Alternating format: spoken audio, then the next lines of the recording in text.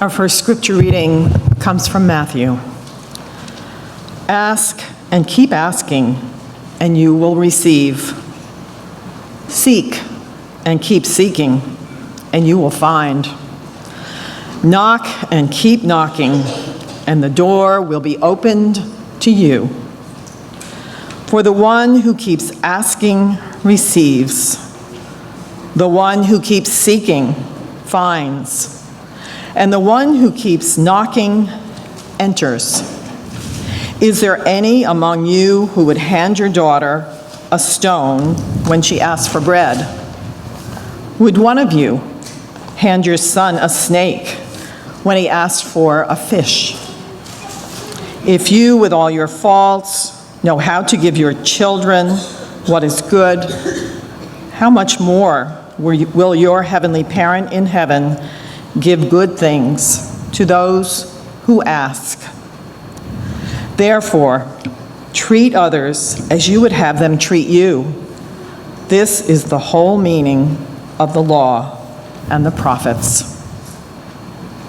And from the Gospel of Thomas, Jesus said, "Let those who seek continue seeking until they find.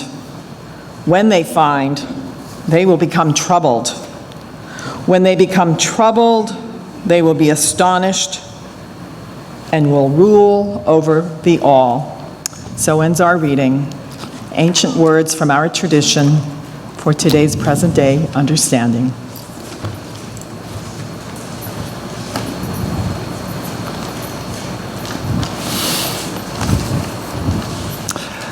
I have to admit, when I was in Sunday school and they taught us about prayer, it didn't make any sense to me, the way they taught it. You have an all-wise being in heaven that you're supposed to give advice to. Right? Which, to me, that didn't make a lot of sense. You have an all-good being that you want to change the plans of the universe to fit with what you want. It didn't make sense to me. Yet I read in Matthew where it says, ask and it will be given you, seek and you will find, knock and the door will be open to you. And I tell my Sunday school teachers that doesn't make any sense. I tried that. No pony. I didn't find them. They didn't notice, I didn't even notice that last line where it says, in everything do unto others so that what you would have them do to you. This sums up the law and the prophets, that somehow prayer and that treatment of other people was related in a way that wasn't taught to me as a child. I've come to believe that prayer is more about transforming the soul than it is getting some kind of magical power to change the outside world. I think it does change our relationship to things. I think we get, when we're in tune with the universe, we get messages, guidance, we get healing, we get direction, we get all kinds of teachings. But I think it's that we're in tune with things and not that God short-circuited the laws of physics so that I could get what I want on a short-term basis. And anybody that lives long enough knows that if you got your prayers answered, that would be your hell. You know, at some point, some of those prayers coming true would be your hell today. So, we're talking about transformation today. And trying to get past the fact that a lot of traditional religion, as we're taught it, keeps us from having that sense of the mystery and that sense of the whole. In the mystical writings, they talk about being in harmony with the whole a whole lot. And when you go back to the Christian scriptures, it's right there, but it doesn't necessarily get taught to us along the way. So we're taught to love the whole world, but we have an American flag by the pulpit. See, that's a double message. love the world, be an international, seek the common good, but America first. The contradiction in terms. I was trying to think of things, at least that I was taught, to pray for blessings without ever questioning the economic system within those blessings are housed. If my happiness comes at the expense of some poor worker in a sweatshop in Micronesia, shouldn't that bother me as a Christian? And I was thinking, the traditional church has given us 101 reasons why we don't have to be Christ-like. Right? Just believe something, just do something, go through a ritual, be moralistic. And yet when we go back to the teachings, it's all about growing in love. But the trick is to do that makes us very uncomfortable. And when we start out in religion, every one of us wants to be comfortable. And any problems we have, we think are problems of reality. Other people, if reality was different, other people was different. Or if God just really understood the way things really are, then things would be okay and I would be happy. What we learn through living is happiness comes from a deeper place than that. Happiness is a kind of attunement of the soul. And that's what I think we're going to be learning today in this passage. I've always loved the Gospel of Thomas. And we're doing a series on the Gospel of Thomas. It's mystical writings that some people think are earlier than the traditional Gospels. What's always been interesting to me is the way the Gospel of Thomas tells it, it seems more complete.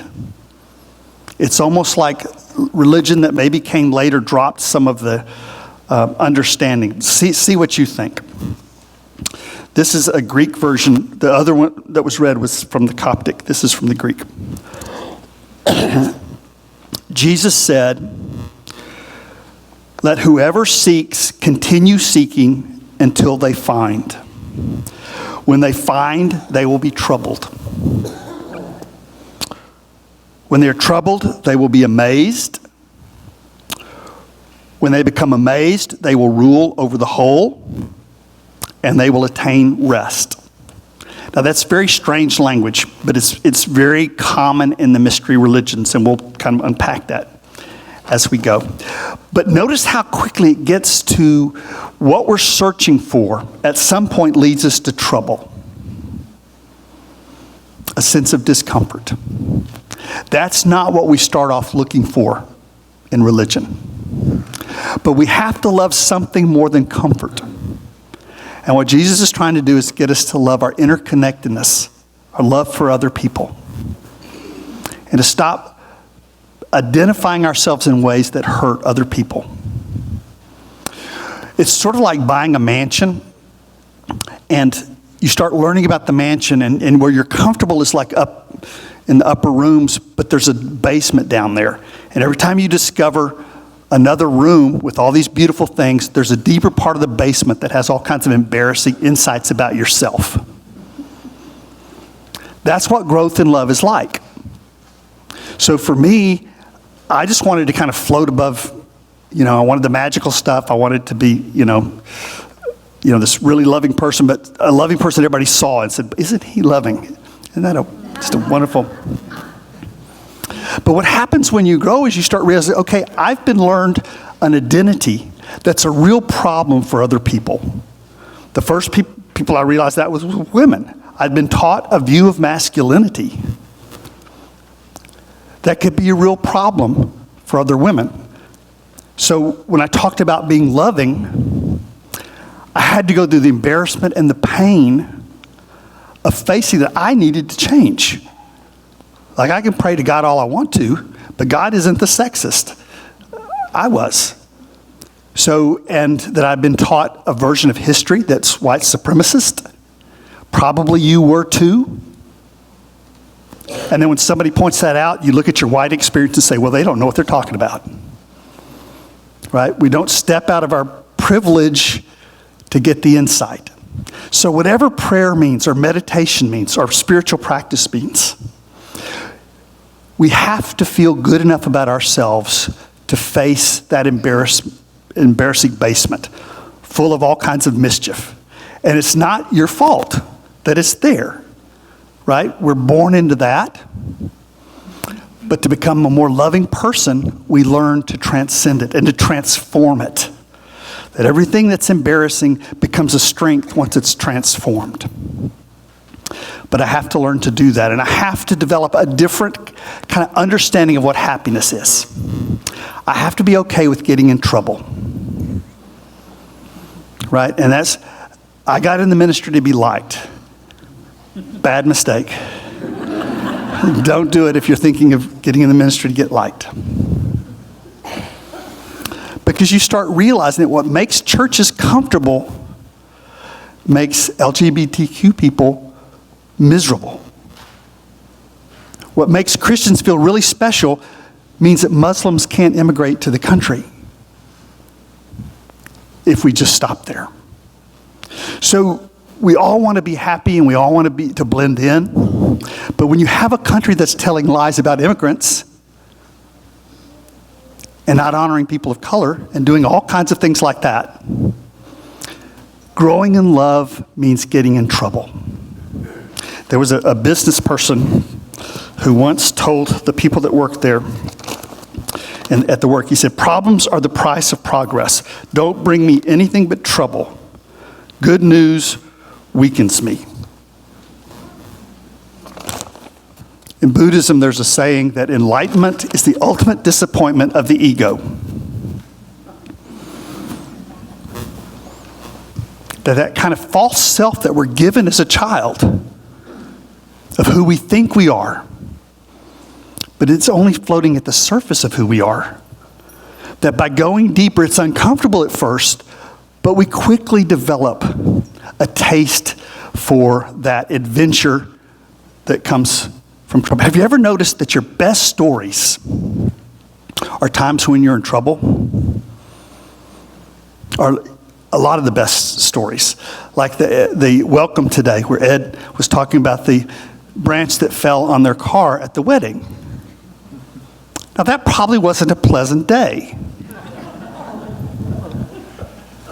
But all these years later, what a great tale. Cicero talked about the joy that comes from remembering former ills. It's a kind of chemistry of transformation that is really quite wonderful. So what Thomas says is, those that seek will find. Probably not what they're looking for, but they will find reality, and then they'll be troubled, uncomfortable. Their old life isn't going to fit anymore. And then he says they'll be amazed. Have you ever had a time of living in wonderment? When maybe you moved or you were lost? I think it was Thoreau said you never know yourself until you're lost. That when you're outside your reference points and you look at the world, you know at some level you're in a miracle. But the whole world is this wonderful feast. But we lose that because we live in our habits, we live in our identities, little superficial things, our beliefs, the things we're taught, things that aren't us at all. So it's been said, whoever's not busy being born is busy dying. It's that coming into the wonderment of the present moment.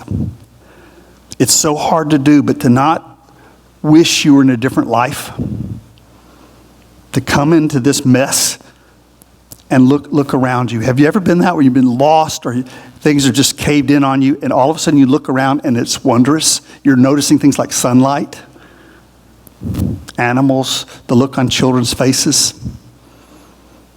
That's the wonderment that Thomas is talking about. So by prayer, he's talking about personal transformation, going deeper, and stepping out of routines into the mystery of things. Life can be an adventure if it's okay to get in trouble. I was thinking, we had leadership training the other day. I was thinking about how many times this church has gotten in trouble and how proud that makes me. I will never forget a meeting we had the very first time we stepped out of the mold. We had hired a person to be our education director who we did not know was a lesbian person. And all of a sudden, we were being attacked. We had said, this is the best person. We love this person. And all of a sudden, we're being attacked for doing that. So at the time in the Presbyterian Church, I could have my ordination removed. The church could have its property seized. And so they asked the question, could we lose the church? The answer is yes. They said, could we lose you, talking about me? And I said, yes. And they seemed to get through that faster. That was an easier. They worked through that much more quickly. We'll miss you, Jim. Yes. But then we asked the question, but how do you replace it if you lose your soul? If we sell out here, will we ever find our way back to this moment to make a principled decision, to live out our faith? And the community has done that time and time again. So at the time it can be scary, but when you look back, it's some of the best moments and the best chapters of life. Probably most of the heroes that you have and sheroes in your life are people that got in trouble. It's probably not a lot like CPAs that just kind of were really good at math. It's probably people that ticked everybody off, and the people, they're called heretics, they were called traitors, un-American, because that's what happens to you when your love is bigger than your culture. So, Dr. King had a lover's quarrel with the church. It broke his heart that white churches stayed in their comfort zone. Right, at this prophetic moment in history that he was living for. He said this. He said, if the church does not recapture its prophetic zeal and cease to be an echo of the status quo, it will be relegated to an irrelevant social club with no moral or spiritual authority. If the church does not participate actively in the struggle for peace, economic, and racial justice, it will forfeit the loyalty of millions of human beings who everywhere know that it is an institution whose will is atrophied. See, he wasn't looking for trouble, but that's what love looks like. What does it mean to say we're loving church, but we don't stand up for anybody? What does it mean to say everybody's welcome here, but we're going to step back if we get in trouble?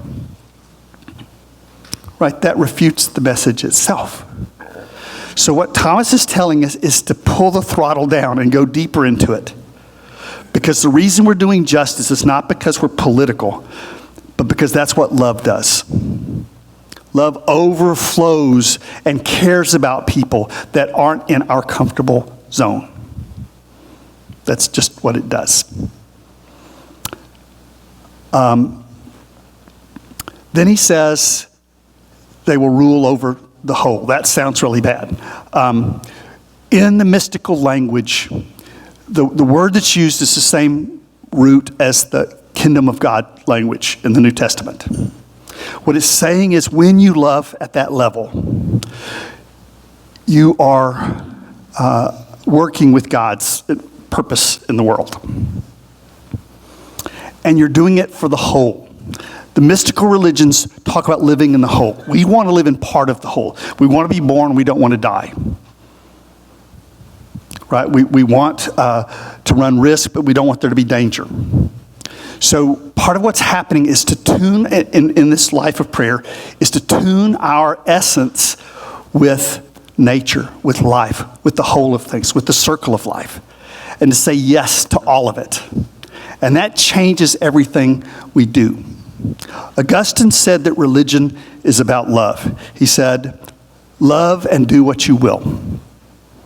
But he said love consists of 4 pillars, and they're the great classical virtues: courage, temperance, wisdom, justice.